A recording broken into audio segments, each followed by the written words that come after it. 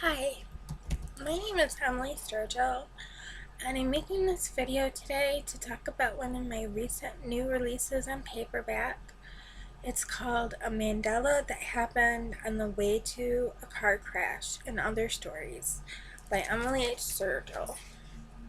And this is the paperback version that I'll be reading from. It is 6x9. The book description is a short collection of short stories, poetry, and artwork. It is a chapbook of modern, surreal fiction, the first of its kind by this author, artist, and poetess. Emily Sturgill, me, has a BFA in Fine Arts Painting and a Master's of Education in Art Education and Art Therapy. She runs a blog on WordPress called Sex in the Kitchen Sink. Since 2013, this is her 21st self-published work. Her other books are listed on her Amazon.com authors page. Mostly known as an artist and poet, this is Emily's first attempts at short stories. Tread lightly, as she is by no means an expert, mostly just a novice with one toe dipped into the water as the stream bubbles past. Scared, of course, to jump in and swim, terrified not to at least give it the old-fashioned try. So this is how my book looks. There's a dedication in the beginning. The book is dedicated and for all the wonderful, creative, artistic, poetic, risk-taking, storytelling, lost souls I have been lucky enough to know. You all know who you are. So I'm gonna read the short story. It's called My Life. In 1974, a 1990 blue shadow collided with a lazy boy chair on the outskirts of Paris, France.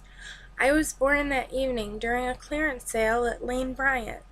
According to my adoptive parents, Tom Waits, a stunning spinach, and Morgan Freeman, a legendary coffee pot, my first words were, "Break on through to the other side." My earliest years were spent in northern Texas, cleaning house and mastering the xylophone. Such was my talent. I received a scholarship to White Castle, an elite boarding school, where many successful earwigs and powerful baloney got their start. I felt like a real anteater in those years, but I focused on my music, which I knew was my ticket out of there. The summer after graduation, my debut single, Mice Just Wanna Have Fun, hit the charts. I started college in the fall.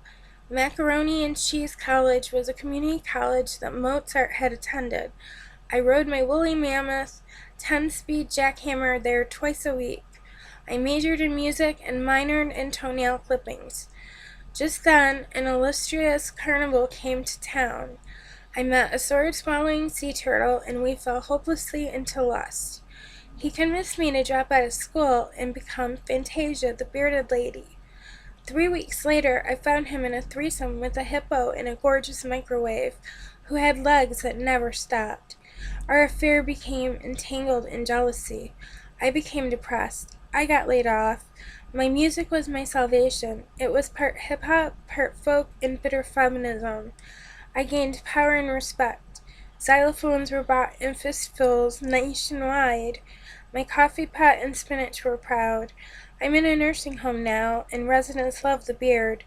Needless to say, I dumped a sea turtle.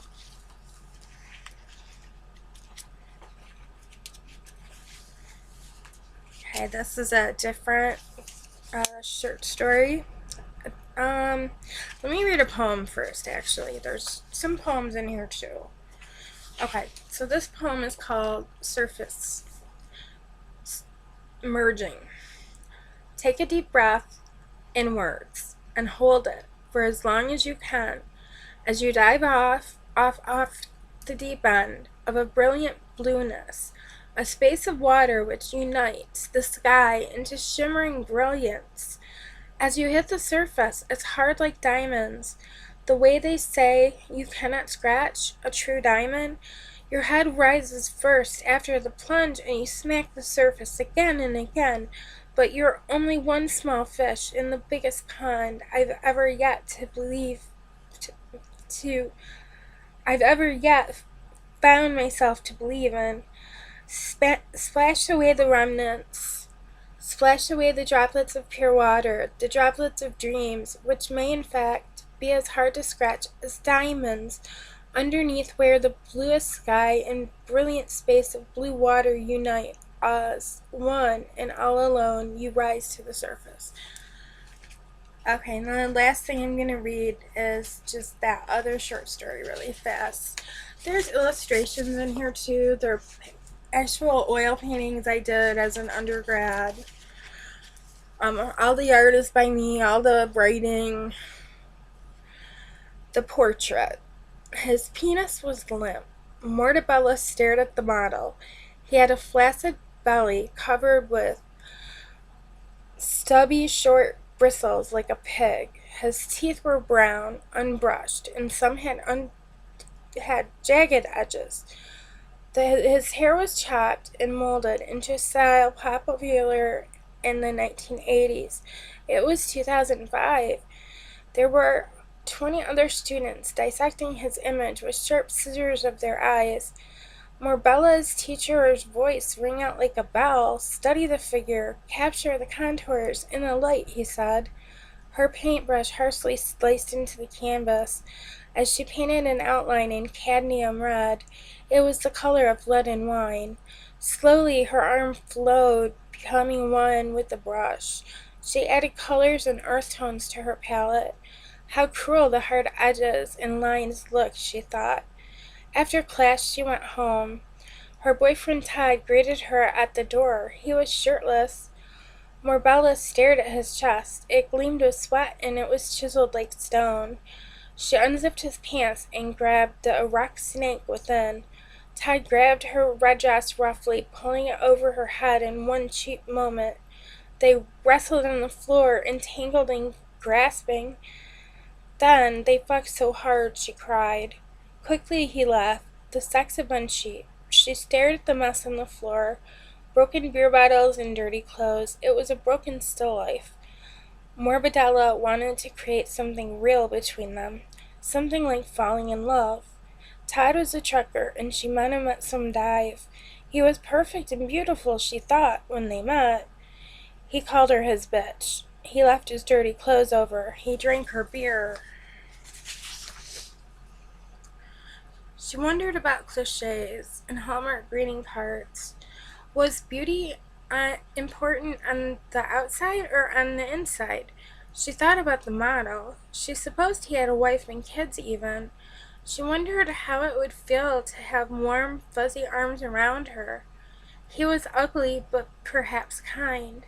The next day she had class, she wore her reddest lipstick. The model never came back. His portrait was rough and hard angles. His penis was limp. Morbidelli hung the painting in her bedroom. She thought of him often. And this is a detail from a painting I did of a nude man. But it kind of goes with the story.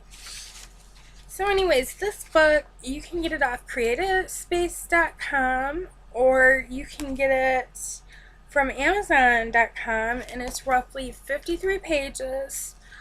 And it has images, artwork, poems, and short stories. I have a blog. I run it on WordPress. It's Sex in the Kitchen Sink at WordPress.com.